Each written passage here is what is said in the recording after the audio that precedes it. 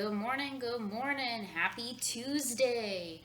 Um, so I'm recording this on Monday, so I should be hearing a lot of you guys' comments and such from last week's reading. We did not quite finish Act 1 just yet. We're going to go ahead and add Act 1 in with this week's reading.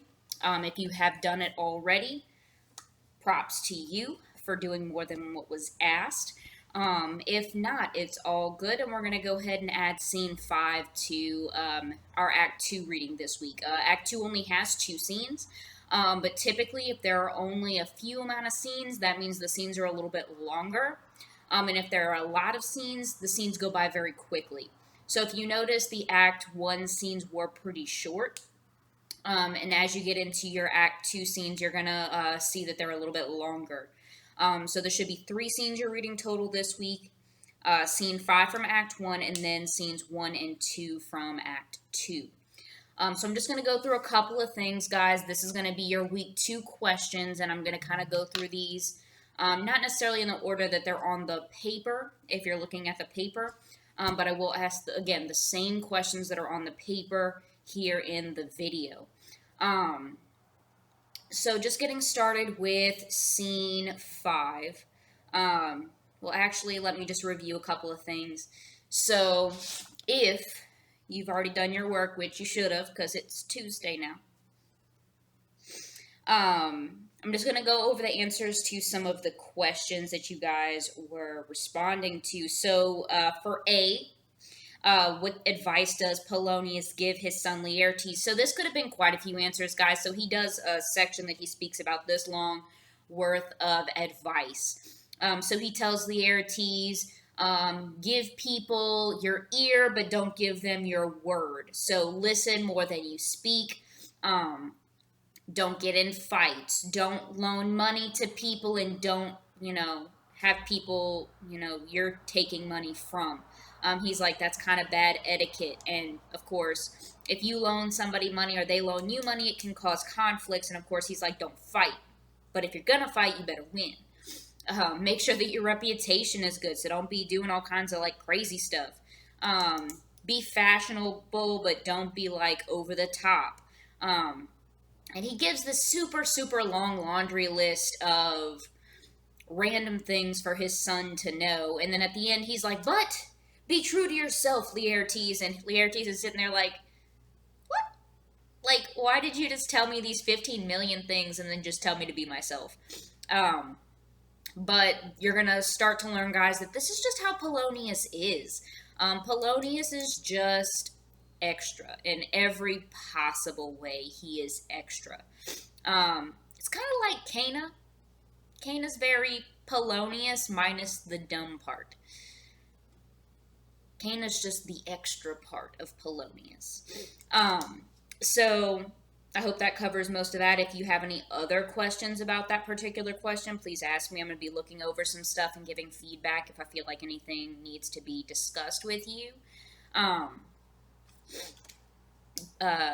B was, what does Claudius say about Hamlet's behavior? So he says that Hamlet is not acting very manly, that he needs to really get it together, and that everyone's lost a father or will lose a father. They lost a father. His father's father lost a father. He's like, it's normal. It's part of life. Why are you being so girl?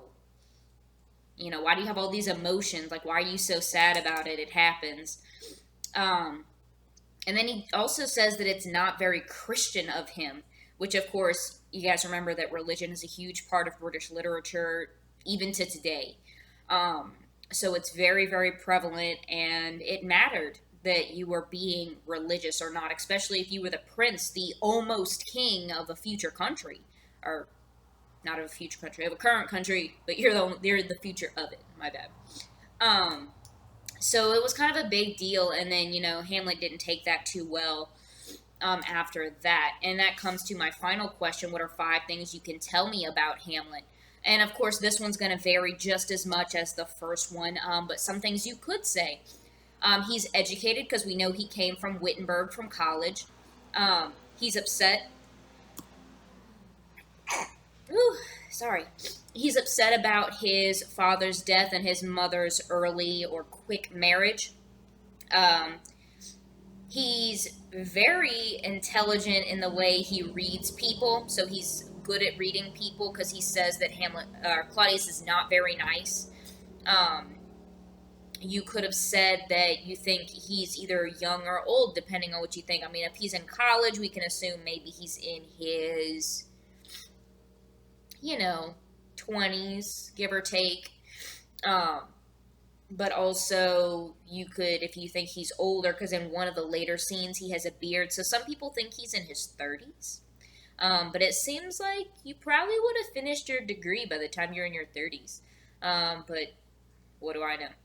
Um, so there's some thought on that. You could talk about his age. You could talk about what he looks like, depending on the description of Hamlet Senior. You could probably make a couple of assumptions about what Hamlet Junior looks like. Certain color eyes, maybe a certain height. The way he carries himself. You can definitely see that he's witty, or quick with the comebacks. You're definitely going to see that in Act 2. It's going to come back to haunt you. If you didn't see it in Act 1, you're going to see it in Act 2. And I think it was Alyssa, maybe, brought up a really great question about why is he only nice to Horatio? Now, if that's not Alyssa's question, that's completely my bad, but I want to say it was her. Why is Hamlet only nice to Horatio and people that are of a lesser status than him? What does that say about him when he talks about status or thinks about status? I guess we'll keep reading and find out. I'm interested to see what you guys say to some of these questions. Some of you still haven't responded as of right now. It is still kind of early. It's like 11:30. So I'm still interested to see those guys. Please post your questions. Remember, I want your questions posted by every Thursday. Everyone is expected to be posting a question as of Thursday. You only have to answer the question by Monday. You don't have to answer it right away. If you want to answer it right away, go ahead. Have at it. And all the rest of your work, guys, the answering these questions on the paper. So here for this week. That is due on Monday. So the same questions that are here in this video. So getting back into some review-ish type stuff. I'm going to have this video as well as a couple of other videos. Some of your classmates have done additional video watching. That's completely fine, guys. If you're reading it together, wonderful. If you're talking about this, wonderful. I'm doing my job. If you are looking for additional resources because this wasn't helpful enough, go ahead, guys. The internet is at your disposal. I am not the only person that's read Hamlet. I'm not the only person with opinions. If you have specific questions and you don't want to ask me, please look online. You have that resource at your disposal. Please use it. And I'm going to, again, post a couple of other links to some good sites or good videos that your classmates have recommended. So those of you who did recommend a couple of things, thank you. I do appreciate that. And again, I'll add those links in for this week. The only video I'm going to require, though, is this one so that you have the questions and any of the extra stuff you'll need as you're reading. So back to Act 1, Scene 5. So Hamlet finally speaks to the ghost. The ghost pops up. Hamlet goes to the little station. He's like, oh, he does look like my dad. And he finally speaks to him. But, of course, not in front of everybody else. He does one of these. Come. But he doesn't say that. He just kind of does the little finger motion. And Hamlet's like, oh, gung-ho, he's ready to go after the ghost. And his friends are like, no, like, you're not going to follow the ghost out into oblivion. What if it kills you? What if it's like an illusion and a demon or something and it tries to kill you? And he's like, that's not my problem until it's my problem. And he actually threatens the people that are there with him, trying to keep him safe, like Horatio and Marcellus. They're holding him back, and he's like, the next person who touches me, I'm going to make a ghost of them. So he literally threatens to kill the next person that holds him back from this ghost, which is kind of scary, starting off with Hamlet being so sulky, so depressed, so already in a bad mood that now he's threatening the only people that, really seem to care about him. Um, which is why I brought up one of your classmates' questions. I think that's an excellent question to think about. Why is he so nice to Horatio and the again lower status individuals in the play? Um, so he does eventually follow the ghost. His friends don't want him to, but he does it anyway because he says he's going to kill them if they don't let him go. And he has this whole conversation with the ghost. Now, granted, it's only him and the ghost. So as far as we know, this is accurate. This is how it went down. This is all we know. So is the ghost lying? We don't know. Does Hamlet think the ghost is lying? We don't know. All I have is the information in the text, same as you. So you can make up a theory. It's completely up to you what you think each person believes, because you just have to use that evidence that's provided there. Do you think he knows? Do you think the ghost is lying? Do you think all of this is just coincidental? It's up to you. But so the ghost tells him this, really, really awful story, and he's like, I'm in like this purgatory, which for Christians, I think specifically Catholics, there's this middle place between heaven and hell, if you weren't aware. It's called purgatory.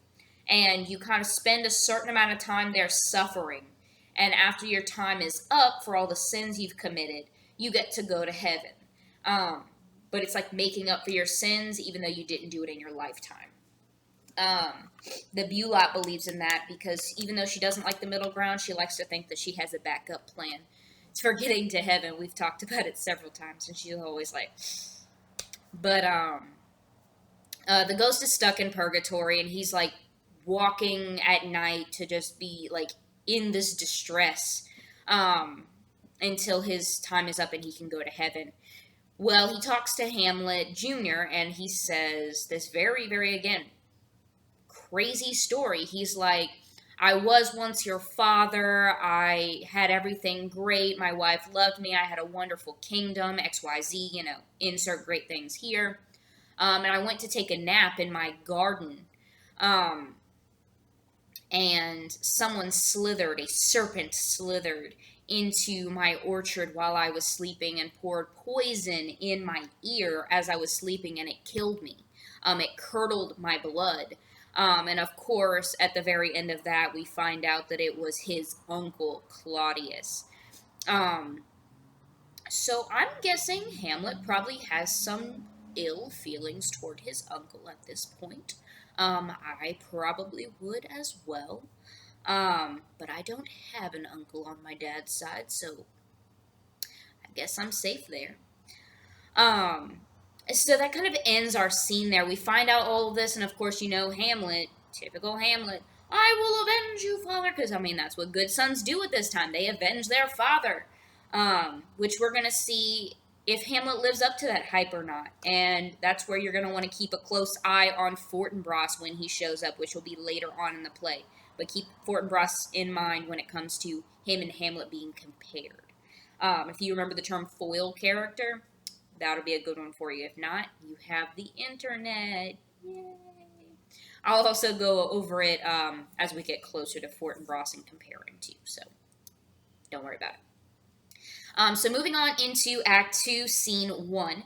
We are starting the scene with Rinaldo and Polonius. Rinaldo is Polonius' servant, or messenger kind of guy, and he's talking to Polonius, and Polonius asks him to go to Wittenberg, to France, and go visit where Laertes is kind of staying, and he asked him to do something particular. I'm not going to tell you what that thing is, because that's going to be my first question. Polonius is kind of an idiot guy, so he doesn't make sense. He's asking really dumb things of his servants, his messengers, the king, everybody. So what does he ask Rinaldo to do to Laertes? You gotta read careful, guys, because he doesn't outright say, go blah, blah, blah, blah, blah to Laertes. You have to read it and you have to pay attention to the wording. But it's not a hard concept. He literally asks him to do one thing and then let him know how it turns out, what's the result of all of the things that he does. So keep in mind that that's going to become a pretty big theme throughout the play with multiple characters. This thing that Ronaldo is asked to do. Um, then later on in scene 1 of Act 2, Ophelia pops up again. She comes running in and she's in a panic. She's like, Dad! And Polonius is like, whoa, Nellie, like, what's up? What's wrong? And she's like, Hamlet just burst in my room. He's acting crazy. Like, I don't know what's wrong. And Polonius is like, as I had suspected. Polonius's dumb self thinks that because he told Ophelia not to hang around with Hamlet, that he is lovesick. Yes, lovesick. That because Ophelia refuses to give him any attention, that he is lovesick and he has gone crazy, mad even from the lovesickness. Again, Polonius is an idiot, but he really believes this. So, of course, the next step, since Hamlet is crazy, they must go tell the king that this is why, that Hamlet has been acting weird, and this is why Hamlet is acting weird. So, we're moving on in the scene, still in scene 1 again. This is a longer scene, so there's a couple moving parts. We're introduced back to the king and queen. They're speaking with Rosencrantz and Guildenstern. And that's my next question. Who are Rosencrantz and Guildenstern? They're back from Wittenberg. And they're there to do something particular. So, again, that kind of skips over to question C. Who are Rosencrantz and Guildenstern, and why are they at Elsinore Castle, which, again, is the castle they live at right now. This is where everything is taking place in or outside of Elsinore Castle. Which is pretty typical of a Shakespeare play, guys. They're all kind of set, like a little bitty spot. There's only a couple of rooms that they go into.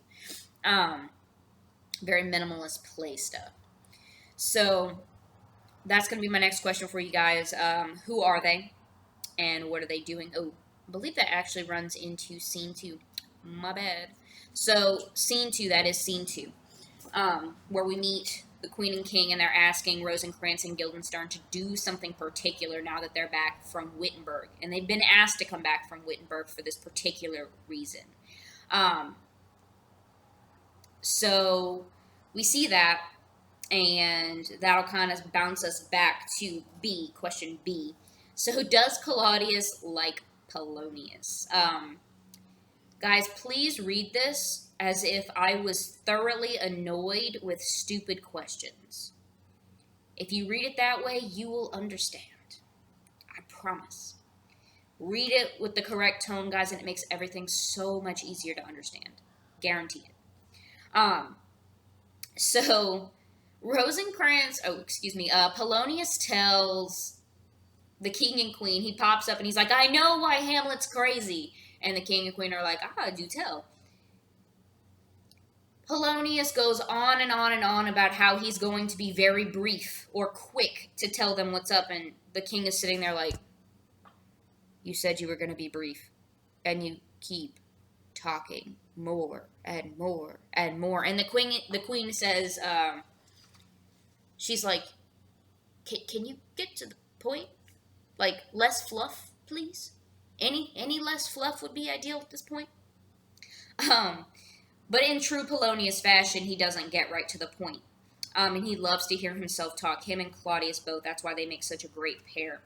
And he tells Polonius tells the king, Hamlet is crazy because he's lovesick over my daughter. This is all my fault. And the king is like, do you have any proof? And they tell him what happens with Ophelia, how Hamlet runs in and he's acting crazy. His clothes are all disheveled and he's like pinning her to the wall. Very rape vibe, but he doesn't rape her as far as we know. Just, he acts really crazy. And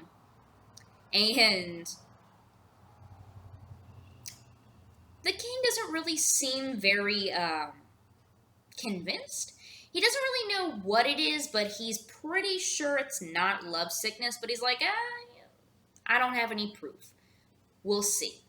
And they come up with a game plan to basically send Ophelia out as bait to see what is up with that, to see if that's why Hamlet is acting all kinds of weird or not. And of course, Ophelia, being the good, yes, sir, sorry, sir daughter that she is, she does exactly as she's told, and she's going to go out and be the bait to talk to Hamlet.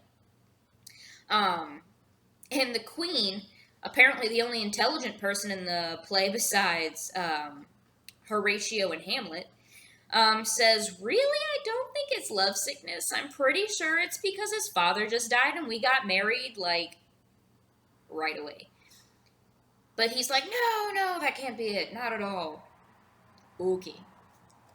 And we see this big idea of spying. So Ophelia is now expected to spy. Claudius and Polonius are going to stand behind a tapestry, like a big, like, cloth artwork hanging from the wall, and they're going to be like, what did he say? Who did he say it to? What do they mean? They're going to go spy while they're having this conversation. So that becomes a really, really big issue, guys, and it's shown up before in the play, and it is going to show up after this scene as well. So Hamlet starts talking to Rosencrantz and Guildenstern. He's like, oh, hey, guys, like, it's so great to see you. Like, why are you here? And he's like, oh, by the way, don't lie to me because I'm not an idiot. So they're like, oh, we just came to see you. And then he's like, no, you didn't. Were you here for my father's funeral or my mother's marriage? Which? Or both, because they were so close. And they're like, well, to be honest with you, we were sent for. But they lied at first, and Hamlet has a big issue with this lying. And it just continues and continues. And he makes fun of Polonius quite a bit here, guys, and I wish we were reading it together so you could really hear all the jokes. But he calls him a fishmonger. He's like, oh, Polonius, aren't you like that fishmonger, that guy who sells, like, fish? He's like, no, that's not me, my lord. Polonius doesn't get this. He's like saying something smells fishy. He smells fishy. Like something's not right with Polonius and the way he's acting. But, of course, Polonius doesn't get it. And then he says he's like, oh, don't you have a daughter? Yeah, I have a daughter. Yeah, you should watch on her, you know. Daughters, they're not trustworthy. And he knows. Everyone in this situation knows that Hamlet knows Ophelia. And they're also implying knows as in they have been intimate together. And then he's going to say a lot of very mean things to Ophelia regarding to that situation here very soon in the next couple of scenes. So keep an eye out for that. So, Polonius, not well liked. Not well liked. And how do you think Polonius is seen by Claudius? So, again, that was going back to B. How does he see him? And moving on to...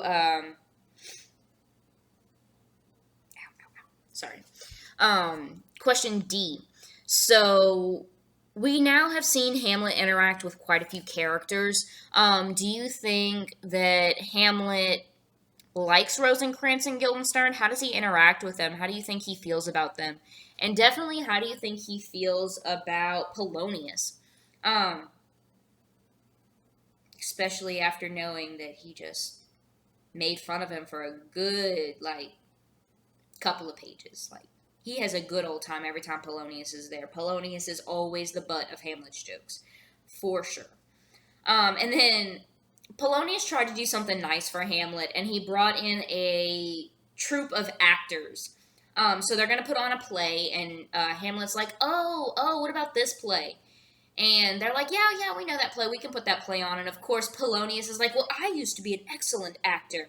And he, like, puts this long list of types of plays together. He's like, there's tragedies, there's comedies, there's tragic comedies, there's historicals, there's pastorals, there's historical. It gets crazy. There's kinds of plays that are listed there that I have never heard of in my life until I read this play back in high school. So to this day, I still have not heard of some of those types of plays. And it just kind of shows that Polonius thinks he knows a lot, but he really doesn't. And then we have the Hamlet kind of putting the actor to the test, and oh, start from here, tell me this whole section, and he does. The actor is expected to do that, and he knows he can do that. So he does this little audition, and Hamlet's like, okay, we're going to do this play. And oh, BT Dubs, if I make a little something, something, will you add it into the play and read these lines in this particular scene? And the actor's like, yeah, no problem. I mean, I know all these other lines. What's another 14? So they're all, going on about their business, and Hamlet comes up with a plan. So he's already heard that Claudius is the murderer of his father from the ghost, and he kind of wants to fact check the ghost almost. Even though we assume he believes him, he still for some reason wants proof. So he decides with this play, he's going to put on a play that reenacts his father's death, where there's poison poured in the ear while he's sleeping by a villain who turns out to be the brother. And again, we assume that's what these lines are going to be about as well, the ones Hamlet is going to ask to be put in the play. And they're going to invite everybody there, and he's like, we're going to put on a play to catch the conscience of the king. We're going to see if he reacts to this particular play, because if he does, he's guilty. And if not, well, maybe the ghost was lying. Maybe the ghost wasn't my father. Maybe he was a demon or something, just trying to get me to do something bad. So I guess we're going to find out soon, guys. Hopefully, if Hamlet is crazy, if Hamlet is just playing a game, if Hamlet is just testing the king just to fact check the ghost. There's a lot of things up in the air right now that we're not sure of. So, yeah, that'll be what we end with for today, with the game plan by Hamlet. And again, he's going to let, of course, his bestie know. And that'll be it for this week. Please let me know if you have any questions, guys. Remember, your question is due by Thursday. That's your mini check-in with me to make sure that you're good to go. You don't have to respond to the question until Monday, as well as answer your questions that I've provided here or on the handout here, until Monday of next week, which is the Monday the 30th. So, let me know if you have any questions. You guys know I'm available. And have a great week, guys. And if you need any additional help, I'm here for you, waiting. Miss you guys. Have a great, great week.